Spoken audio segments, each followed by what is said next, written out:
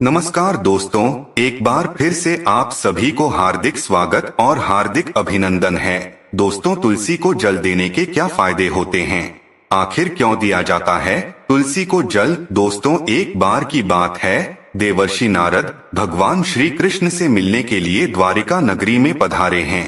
नारद जी को देखकर भगवान श्री कृष्ण प्रसन्न होकर उनका स्वागत करते हुए कहते हैं, आइए देवर्षि, द्वारिका में आपका स्वागत है।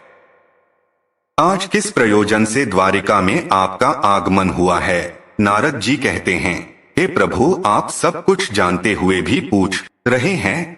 हे भक्त वत्सल, अगर दास को आज्ञा दे तो आपसे मैं कुछ पूछने की चेष्टा करता हूँ। बड़े दिनों से मेरे मन में यह शंका निर्माण हो रही है, सोचा आज आपसे पूछ ही लूं। श्री कृष्ण कहते हैं, हे देवर्षि, अवश्य पूछिए, आपकी हर शंका का समाधान करना मेरा कर्तव्य है। मैं जानता हूँ कि आप अवश्य ही समस्त मनुष्यों के कल्याण के ही बात पूछेंगे, इसीलिए आप निसंकोच होकर पूछिए। आपके मन में जो भी शंका हो उसका निवारण मैं अवश्य करूँगा। देवर्षि कहते हैं, हे प्रभु, देवी तुलसी का महात्म्य तो मैं जानता हूँ और यह भी जानता हूँ कि भगवान विष्णु को तुलसी का पौधा अत्यंत प्रिय है। किंतु हे प्रभु, तुलसी को जल देने से मनुष्य को कौन सा फल मिलता है? मैंने देखा है कि अनेक ऋषि मुनि तथा पृथ्वी लोक के निवासी तुलसी को जल अर्पण करते हैं। इसीलिए मैं आपके पास तुलसी को जल देने का महात्म्य जानने के लिए ही आया हूँ। तुलसी को जल क्यों देना चाहिए और तुलसी को जल देने के क्या फायदे हैं? कृपया आप मुझे विस्तार से बताने की कृपा करें। भगवान श्री कृष्ण कहते हैं, हे देवर्षि, आप सत्य कहते हैं। वनस्पतियों में मुझे तुलसी सबसे अधिक प्रिय है। तुलसी साक्षात लक्ष्मी का ही रूप है। तुलसी पत्र के बिना भगवान विष्णु किसी भी प्रकार का भोग भी स्वीकार नहीं करते हैं। देवर्षि, आज मैं आपको तुलसी को जल देने के महात्म्य की एक अत्यंत प्राचीन कथा सुनाता हूँ। इस कथा के माध्यम से आपको आपके सभी प्रश्नों के उत्तर मिल जाएंगे। जो भी इस कथा को ध्यान से सुनता है उसे 100 वर्षों तक तुलसी को जल देने का फल मिलता है। इसीलिए हे देवर्षि, आप इस कथा को ध्यान से पूरा अवश्य सुने। देवर्षि कहते हैं, हे प्रभु, आपके मुख से साक्षात माता लक्ष्मी स्वरूपा तुलसी को जल देने का महात्म्य सुनना बड़े सौभाग्य की बात है। इसीलिए हे प्रभु, आप मुझसे इस महात्म्य को कहिए। मैं ध्यान पूर्वक इसका श्रवण करूंगा और इसका तीनों लोकों में प्रचार करूंगा। फिर भगवान श्री कृष्ण नारद जी को कथा सुनाने लगते हैं। प्राचीन काल की बात है, सुमेरु पर्वत पर धर्मपुर में धर्मदत्त नाम के एक विद्वान ब्राह्मण रहा करते थे। धर्मदत्त भगवान विष्णु की भक्ति करने वाले, एकादशी का व्रत करने वाले तथा भली भांति भगवान विष्णु की भक्ति में सदैव ही तत्पर रहते थे। वे नित्य तुलसी का पूजन किया करते थे। नित्य सुबह जागकर तुलसी को जल देना, तुलसी की परिक्रमा करना और संध्या के समय तुलसी के पास दीपक जलाकर भगवान विष्णु का नाम स्मरण किया करते थे। द्वार पर आए हुए अतिथियों का वे आदर सत्कार करते थे। द्वार पर आए हुए अतिथि को वे भगवान विष्णु का रूप मानकर ही उनका सम्मान करते थे। उस ब्राह्मण के गांव में भगवान विष्णु का एक अत्यंत सुंदर और शोभायमान मंदिर था। एक दिन वह ब्राह्मण सुबह जल्दी जागकर स्नान आदि कार्य संपन्न करके भगवान विष्णु के मंदिर की ओर निकल जाता है। उसके पास भगवान के पूजन की समस्त सामग्री होती है और साथ में तुलसी जल भी होता है। मंदिर को जाने के लिए जंगल के मार्ग से वह निकल पड़ता है। कुछ देर तक चलने के बाद उसे एक राक्षसी दिखाई पड़ती है जो उसी की तरफ आ रही होती है। उस राक्षसी की आवाज बहुत भयंकर होती है, जिसे सुनकर कोई भी भय से थर थर कांपने लग जाए। राक्षसी के दांत लंबे और टेढ़े मेढ़े होते हैं। उसकी लपलापती जीभ, लाल रंग की आंखें, नग्न शरीर और बड़े बड़े ओठ, सिर पर बड़े बड़े सिंह होते हैं, जिसे देखकर कोई भी साधारण मनुष्य भयभीत हो जाए। वह भयंकर राक्षसी ब्राह्मण को देखकर उसे खाने के लिए उसकी तरफ आने लगती है। राक्षसी सोचने लगती है, आज तो बहुत ताजा ताजा मांस खाने को मिलेगा। आज मेरा शिकार मेरी तरफ ही आ रहा है। उस राक्षसी को देखकर वह ब्राह्मण भयभीत हो जाता है और भगवान से रक्षा की प्रार्थना करने लगता है। वह ब्राह्मण उस राक्षसी से बचने के लिए झाड़ियों के पीछे छिप जाता है, लेकिन वह राक्षसी उसके नजदीक आ जाती है और कहने लगती है, हे मनुष्य, तू मुझसे बच नहीं सकता, तेरी मृत्यु तय है। आज ईश्वर ने तुझे मेरा ग्रास नियुक्त किया है, इसीलिए तू बचने का व्यर्थ ही प्रयास कर रहा है। इस जंगल में मुझसे कोई नहीं बच सकता है। जो भी प्राणी मेरे पास आता है वह मेरा भोजन अवश्य बन जाता है। मुझे पता है तू झाड़ियों के पीछे छिपा हुआ है। तेरी आकृति मुझे साफ साफ दिखाई पड़ रही है, इसीलिए तू जल्दी मेरे सामने आ जा। राक्षसी की ऐसी बातें सुनकर ब्राह्मण के पसीने छूटने लगे। वह भय से थर्रा उठा, उसका अंग अंग कांपने लगा। फिर वह ब्राह्मण भगवान विष्णु का स्मरण करते हुए सोचने लगता है, मैं भगवान विष्णु का परम भक्त हूँ, नित्य उनकी पूजा करता हूँ, मुझे राक्षसों से कैसा भय। अगर भगवान की यही इच्छा है तो मैं उस राक्षसी के सामने खड़ा हो जाता हूँ। फिर वह ब्राह्मण साहस करते हुए बाहर आ जाता है और साहस करते हुए वह पात्र में रखा हुआ तुलसी दल मिश्रित जल उस राक्षसी के ऊपर फेंक देता है।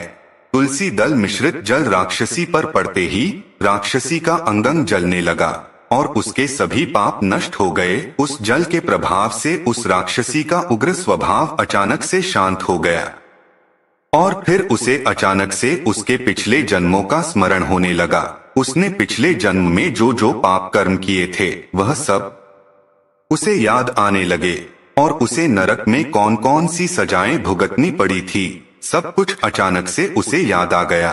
फिर वह राक्षसी उस ब्राह्मण की ओर देखकर कहने लगी, हे ब्राह्मण देवता, आप कौन है? आपने मुझ पर यह कौन सा जल डाल दिया है जिससे मेरा अंतक शुद्ध हो गया है? मेरी तामसिक प्रवृत्ति नष्ट हो गई है। मैं तो यहाँ पर आपको भोजन समझकर खाने के लिए आई थी, किंतु अब मेरी भूख भी शांत हो चुकी है और मुझे अपने पूर्व जन्म के कर्म याद आने लगे हैं। किस कारण से मुझे राक्षसी का शरीर प्राप्त हुआ? पूर्व जन्म के पाप के कारण ही मैं इस दशा को पहुंच गई हूँ। इसीलिए हे ब्राह्मण देवता, मुझे क्षमा करके बताने का कष्ट करें। ब्राह्मण कहता है, हे राक्षसी, मैं भगवान विष्णु का भक्त धर्मदत्त हूँ और मैंने तुम पर तुलसी दल मिश्रित जल डाल दिया है जिससे तुम्हारे दुष्ट स्वभाव का नाश हुआ है। हे राक्षसी, तुम मुझे बताओ, तुम कौन हो? तुम कहाँ से आई हो? इस वन में राक्षसी बनकर क्यों भटक रही हो? किस पाप के कारण तुम्हारी ऐसी दुर्दशा हुई है? मुझे सारी बातें विस्तार से बताओ। यदि तुम्हारी मुक्ति का कोई उपाय हो तो मैं अवश्य करूंगा। फिर वह राक्षसी कहने लगी, हे ब्राह्मण देवता, मैं आपको मेरे पूर्व जन्म का वृतांत सुनाती हूँ। पूर्व जन्म में सौराष्ट्र नाम के नगर में एक ब्राह्मण रहा करते थे जो अत्यंत गुणवान, पुण्य तथा धर्म का पालन करने वाले थे।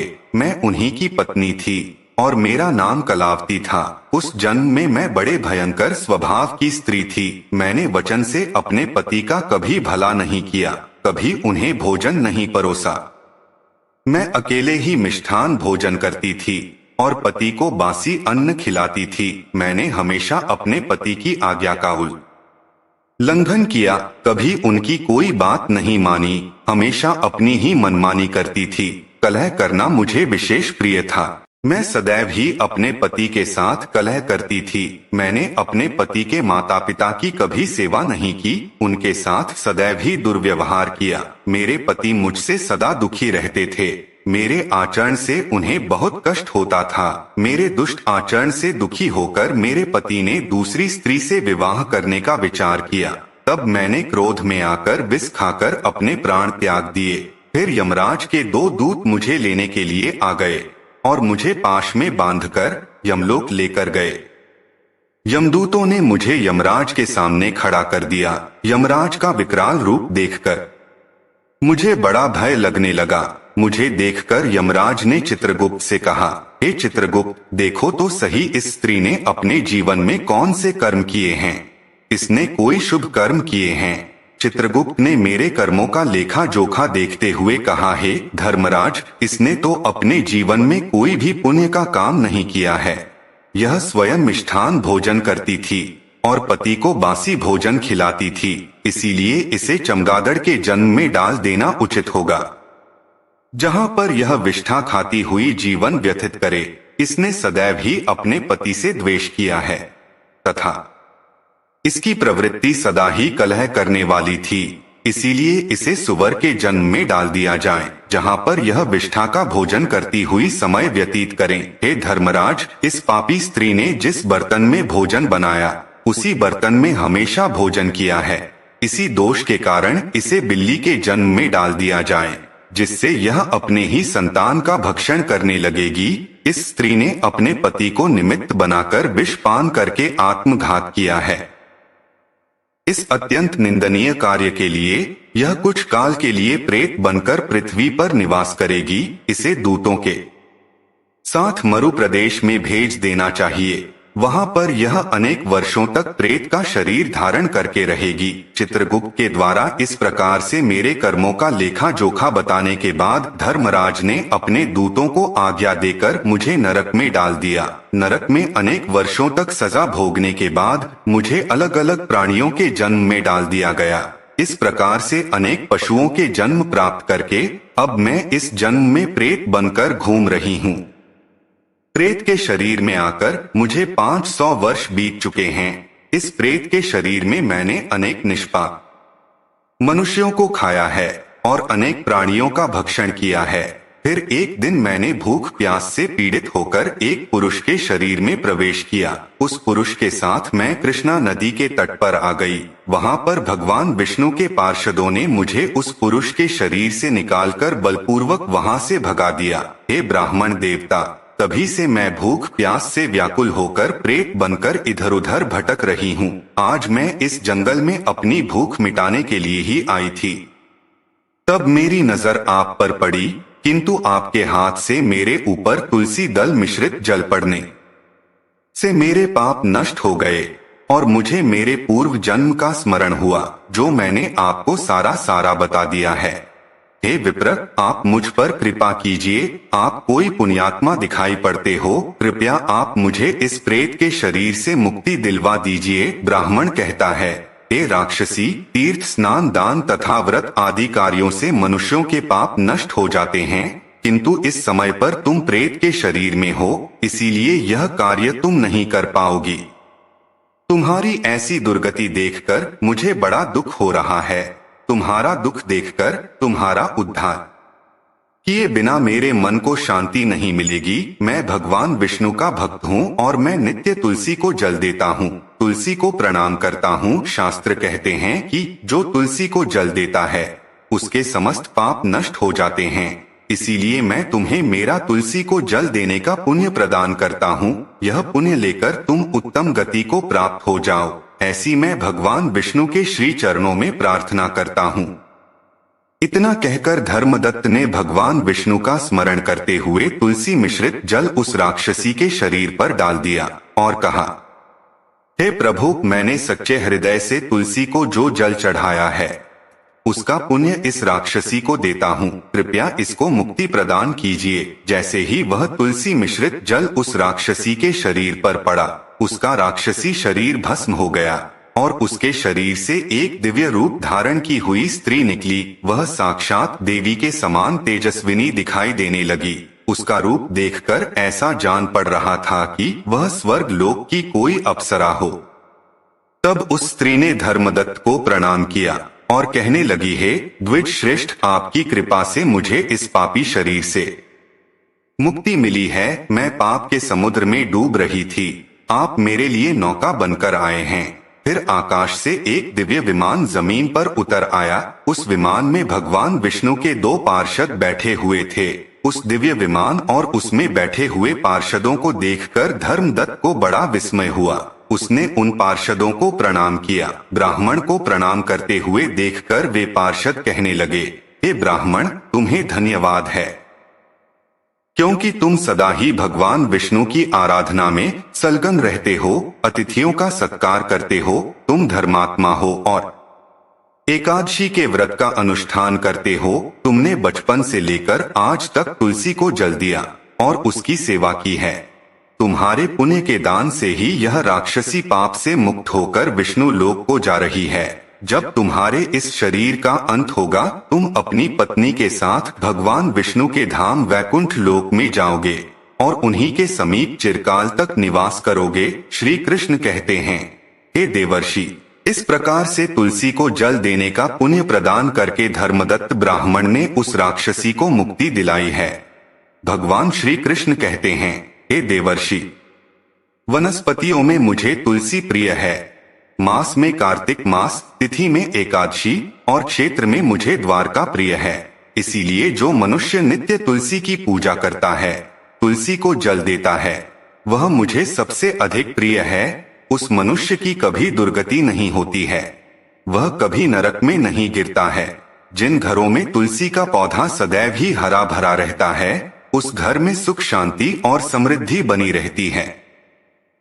भगवान विष्णु की पूजा में और उन्हें चढ़ाए जाने वाले भोग में तुलसी के पत्र अवश्य होने चाहिए, क्योंकि तुलसी पत्र के बिना भगवान विष्णु किसी भी प्रकार का भोग स्वीकार नहीं करते हैं। इसीलिए प्रत्येक घर में तुलसी का पौधा अवश्य होना चाहिए। जहाँ पर तुलसी का पौधा हो, उस स्थान के आसपास थूकने से घोर अनर्थ होता है। तुलसी के पास जल से भरा हुआ पात्र भी नहीं रखना चाहिए। तुलसी के पौधे के पास दीपक जलाने के बाद दीपक को वहां से हटा देना चाहिए, क्योंकि तुलसी के नीचे बुझा हुआ दीपक रखना अशुभ माना जाता है। जिस स्थान पर भी तुल का पौधा होता है, उस स्थान को हमेशा ही स्वच्छ रखना चाहिए। इसीलिए नियमित रूप से तुलसी के पौधे का पास साफ सफाई का ध्यान रखें। शास्त्रों के अनुसार मासिक धर्म के दौरान महिलाओं को तुलसी के पौधे में पानी नहीं डालना चाहिए और तुलसी को स्पर्श करना भी वर्जित है। तुलसी को बिना स्नान किए जल नहीं देना चाहिए और पैरों में चप्पल आदि पहनकर भी तुलसी को जल ना दे। तुलसी को जल देते समय ध्यान रहे कि वह जल आपके पैरों पर ना पड़े, इससे तुलसी का अपमान होता है। श्री कृष्ण कहते हैं, तुलसी के दर्शन से मनुष्य को स्वर्ग की प्राप्ति होती है और तुलसी पत्र के सेवन से उसके सभी पाप नष्ट हो जाते हैं। तुलसी का पौधा हमेशा ही घर के सामने लगाना चाहिए। इसे पूर्व अथवा उत्तर दिशा में लगाना सबसे अधिक शुभ होता है। हे देवर्षि, इस प्रकार से मैंने आपको तुलसी को जल देने का महात्म्य सुना दिया है। अब आपकी सभी शंकाओं का समाधान हो गया होगा। देवर्षि कहते हैं, हे प्रभु, आप धन्य हैं। आपके मुख से तुलसी को जल देने का महात्म्य सुनकर मुझे बड़ी प्रसन्नता हो रही है। इस कथा का श्रवण करके मेरे मन की सभी शंकाओं का समाधान हो गया है। अब मैं इस कथा का तीनों लोकों में प्रचार करूंगा। तो दोस्तों, इस प्रकार से भगवान श्री कृष्ण ने तुलसी को जल देने का महात्म्य नारद जी को सुना दिया। आपको यह कथा कैसी लगी, कमेंट करके अवश्य बताएं। आपने इस कथा को ध्यान से पूरा सुना, इसलिए आप सभी का धन्यवाद।